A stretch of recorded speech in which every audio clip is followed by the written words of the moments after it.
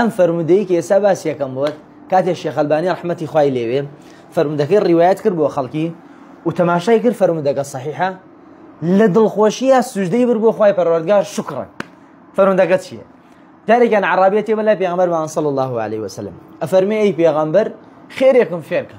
پێغەمبەر صلی الله عليه وسلم پێڵێ بڵێ سبحان الله الحمد لله ولا اله الا الله والله اكبر.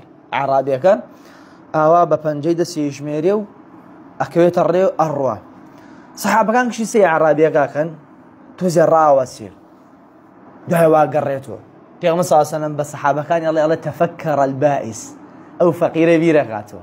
کاتێک گەڕێ ئەتێ بەلای پێغەمبەر صلی الله عليه وسلم فەرمێ سبحان الله والحمد لله ولا اله الا الله والله اكبر. ئەی پێغەمبەر صلی الله عليه وسلم ئەمانە هەمووی بۆ خوایە. ئەی چی بۆ منە؟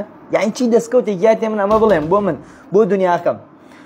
فەرمووی يا أعرابي إذا قلت سبحان الله قال الله صدقت.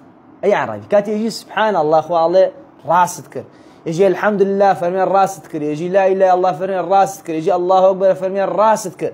لدواء أو بلي اللهم اغفر لي خواي قورا فرمي قد فعلت بلي خواي اليوم خوش با خواليت خوش بي بلي اللهم ارحمني خواي رحمة بيبكى سوزو مهرباني خود برجي أنا بسرب أفرمي خواي قورا فرمي قد فعلت أو الرحمي خوم دابزان دسر دواء أو بلي اللهم ارزقني خواي رزقي خود دابزين سرب بيسم بيتي أفرمي خواي قورا فرمي قد فعلت أو كردم أو دام بزان دسر أفرمي عرابيك أوا همو إجمال هر حوتق إجمال دو كوتريو رويشت لبيرنتي سبحان الله والحمد لله ولا إله إلا الله أكبر اللهم اغفر لي اللهم ارحمني اللهم ارزقني يا ربي خويا درجة رزق لأوانا بكيتو كدايم شاوري رزقي تون كدايم أبارينو دعاء كانوا قليي كمين رزقي خويا كان آمين والسلام عليكم.